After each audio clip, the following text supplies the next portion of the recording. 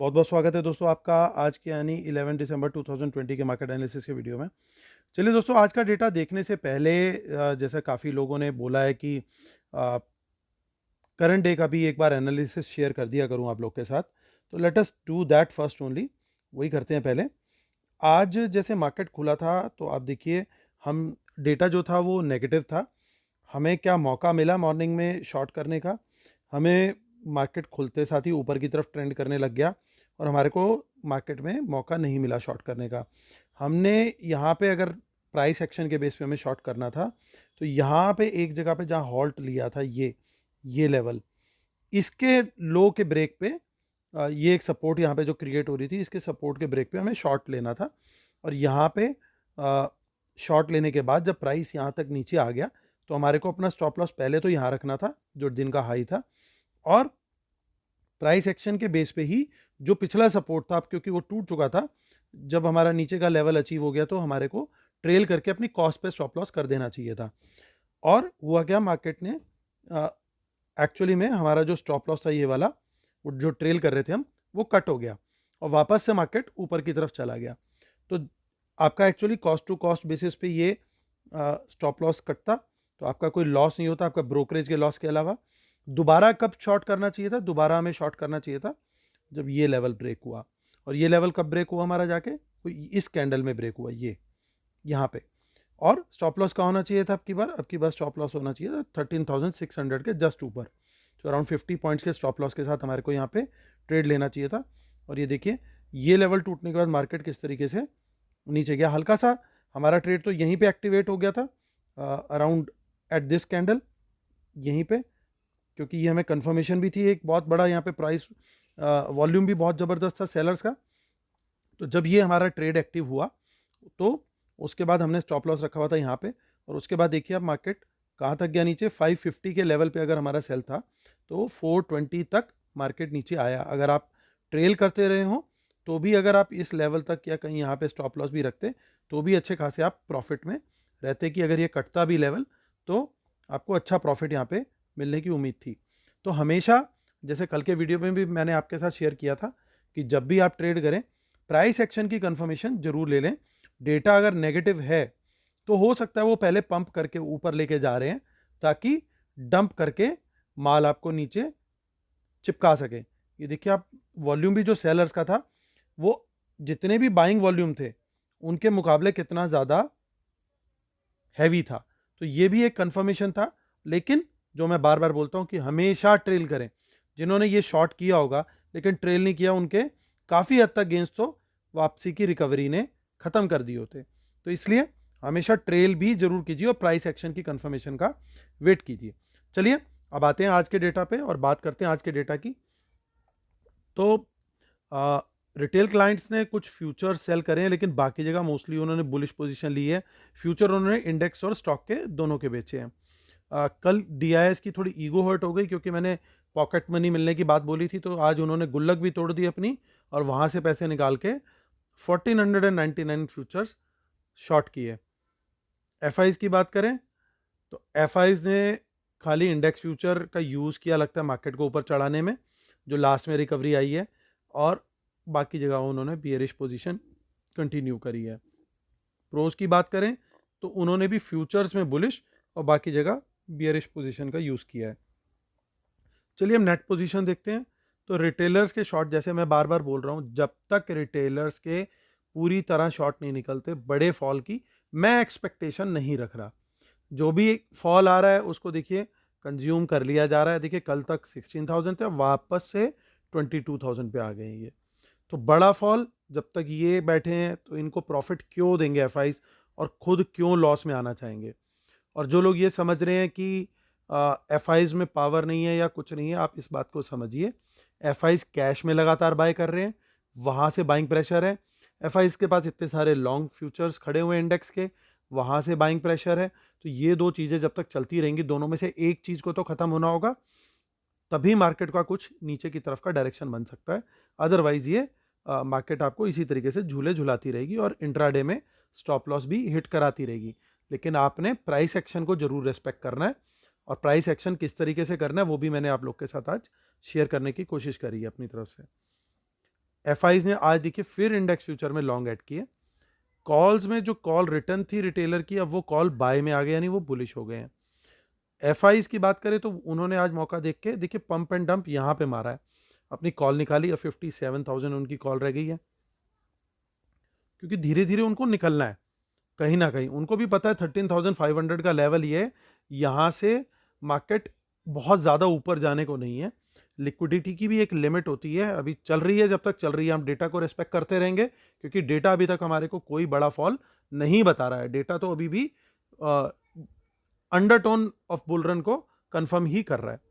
अब प्रोज ने देखिए अच्छी खासी कॉल राइटिंग कर दी आज, और पुट राइटिंग से पूरी तरीके से बाहर आ गए वो, जबकि पुट राइटिंग में बब्बर शेयर हमारे जो रिटेलर, उन्होंने अपनी पुट राइटिंग बढ़ा दी, और पुट बाइंग अपनी एफआईज ने भी बढ़ाई, और प्रोज पूरी तरीके से पुट राइटिंग से बाहर आ चुके हैं। अब स्टॉक फ्यूचर की बात करते हैं तो देखिए रिटेलर ने भी आज सेल किया, और एफआईआई भी सेल करके गए हैं। तो एफआईआई अब 1.55 लाख पे आ गए हैं, ये काफ़ी कम नंबर है। इस साल का जो लोएस्ट नंबर है वो शायद 1,15,000 1,20,000 के आसपास का है। तो देखते हैं कि ये उसके आसपास जाता है या नहीं जाता। और कॉल्स की बात करें स्टॉक्स में तो वो खरीदे जा रहे हैं रिटेलर, प्रो उन्हें सप्लाई करे जा रहे हैं, पुट राइट करे जा रहे हैं रिटेलर, जिसे प्रो बाय करे जा रहा है। चलिए अब एनएससी की साइड पे चलते हैं और वहाँ देखने की कोशिश करते हैं। देखिए वहाँ पे भी कैश में आपको क्लियरली दिख जाएगा कि वंस अगेन कि यहाँ पे कैश में बाइंग होते हुए दिखी है, और छोटी मोटी बाइंग नहीं है, 4,200 करोड़ की बाइंग है, जिससे उन्होंने आज मार्केट को मॉर्निंग में पहले पंप किया और क्लोजिंग के टाइम पे भी पंप किया। लेकिन इस पंपिंग के दौरान वो सिवाय इंडेक्स फ्यूचर के बाकी चीजें अपनी डंप कर रहे थे, चिपका रहे थे। और डीआईएस को देखिए, डीआईएस ने सेल किया, यानी बाकी की बाइंग जो करके गए हैं वो रिटेलर और बाकी इंडिविजुअल्स करके गए हैं।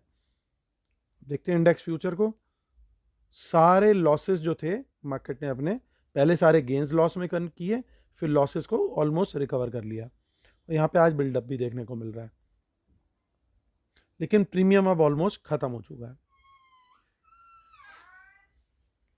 उसके बाद देखिए ऑप्शन चेन को, 17 दिसंबर की ऑप्शन चेन चेक करेंगे हम लोग, तो अच्छी पुट राइटिंग देखने को मिल रही है यहाँ पे 13,500, लेकिन इसी लेवल पे कॉल राइटिंग भी हो रखी है ज़बरदस्त, और 13,600 पे भी अच्छी खासी कॉल राइटिंग है।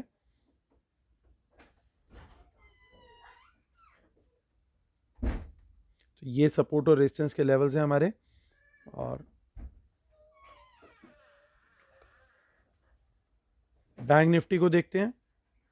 सो बैंक निफ्टी में भी ऑलमोस्ट प्रीमियम आज निकल गया, कल तक 70-80 पॉइंट्स का प्रीमियम था, और वो भी आज ऑलमोस्ट निकल चुका है पूरी तरीके से, 20 पॉइंट्स का खाली अब प्रीमियम रह गया बाकी।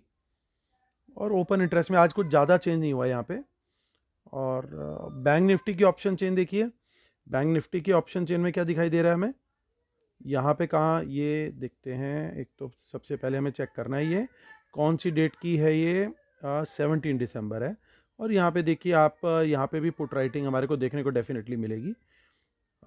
30,500 के ऊपर अच्छी पुट राइटिंग हुई है, तो ये एक सपोर्ट का काम करना चाहिए। लेकिन बात ये समझने की राइट करी किसने है पुट्स, और कॉल जो है हमारे को 700-800 दोनों पे राइटिंग दिख रही है। तो हम वापस जाते हैं एक बार, तो पुट राइटिंग एक बार आप चेक कीजिए, तो पुट राइटिंग आपको दिखाई देगा कि जो एडिड शॉर्ट्स हैं आज मैक्सिमम वो करे हैं हमारे नेट बेसिस पे रिटेलर ने, यानी जो पुट राइटिंग अगर मार्केट नीचे गिरेगा तो इनको नुकसान होने की उम्मीद है, और ये काफ़ी अच्छे खासे नंबर पे इस समय नेगेटिव में है। और जो कॉल राइटिंग हो रखी है हमारी, वो कॉल राइटिंग किसने करी है, प्रोज करके गए हैं। और प्रोज की पोजीशन देखिए, जो प्रीमियम खाने में एक्सपर्ट माने जाते हैं, ऑलमोस्ट 80,000 उन्होंने कॉल राइट कर रखी है, और पुट राइटिंग से वो बिल्कुल गायब हो चुके हैं। तो उनका वन वे ट्रैफिक है, यानी सारे प्रोज की इस समय एक ही सोच है कि मार्केट की अपसाइड को कैप किया जाए, एक्सेप्ट कौन से, ये जो स्टॉक फ्यूचर्स होल्ड करके बैठे हैं, तो वो अपने स्टॉक्स को मैनेज करने की कोशिश कर सकते हैं, क्योंकि ज़रूरी नहीं कि सारे स्टॉक्स उनके इंडेक्स बेस्ड हो, कुछ स्टॉक्स जो हैं वो इंडिविजुअल बेसिस पे भी बिहेव करते हैं। और मार्केट के साथ कई बार नहीं चलते, डिकपल कर जाते हैं। तो चलिए एक बार कंक्लूड करने से पहले मैं डिस्क्लेमर पढ़ लेता हूँ। Knowledge sharing is for educational purposes only, these are not buy sell calls, please consult your financial advisor before taking any action, keep stop loss in system and trail, while market should not have opposite trend, watch out for market impacting news, respect the levels, यानी price action को भी आप confirmation के तौर पे use ज़रूर करें please. और वेबिनार की डिटेल मेरे को आप ईमेल कर सकते हैं। वेबिनार जो भी ज्वाइन करना चाहते हैं मैं आपको नेक्स्ट डेट बता दूंगा, would be most likely next Sunday या उससे नेक्स्ट संडे। और ट्विटर हैंडल फॉलो कीजिए अमित धमीजा 1, टेलीग्राम चैनल है t.me/market analysis Nifty bank Nifty. तो चलिए कंक्लूड करने का टाइम है। तो दोस्तों आज एफआईज ने बाइंग जरूर करी है इंडेक्स फ्यूचर में, और कैश में भी बाइंग करी है, लेकिन ध्यान देने वाली बात है कॉल वो निकाल के गए हैं, पुट और बाय करके गए हैं, स्टॉक फ्यूचर भी बाय करके गए हैं। तो ये ध्यान देने वाली बात यह कि आज मोस्टली रिटेलर बुलिश है और एफआईआईज बियरिश है, और प्रोज भी कहीं ना कहीं थोड़ा बहुत बियरिश ही हैं। तो ऐसे में मार्केट जो है वो थोड़ा सा अंडरटोन उसकी, अगर प्राइस एक्शन पे कंफर्मेशन मिले तो मैं शॉर्ट साइड पे ही ट्रेड लेना चाहूँगा और छोटे से स्टॉप लॉस के साथ काम करूँगा। अगर मुझे मार्केट थोड़ा सा भी डिकपल होता हुआ दिखता है कि नहीं ये फिर दोबारा वर्ल्ड मार्केट के चलते ऊपर की तरफ खुल रहा है या कुछ हो रहा है, तो मैं मिड कैप में लॉन्ग पोजीशन लेने की कोशिश करूँगा। इंडेक्स में ढूंढूंगा प्राइस एक्शन पे बियर साइड की पोजीशन, और लॉन्ग पोजीशन कहाँ देखूंगा, मिड कैप्स और स्मॉल कैप्स में, जो मेरा फेवरेट सेक्टर है शुरू से, आपको मैं बता भी रहा हूँ पिछले काफ़ी दिनों से। तो चलिए दोस्तों ये मेरा व्यू है मंडे के लिए। उम्मीद करता हूँ आप लोग को मेरे वीडियोस पसंद आ रहे होंगे। प्लीज़ लाइक करें, शेयर करें, सब्सक्राइब करें, और अपने इस भाई पे अपना आशीर्वाद जरूर बनाए रखें। Thank you so much guys, God bless you, bye bye.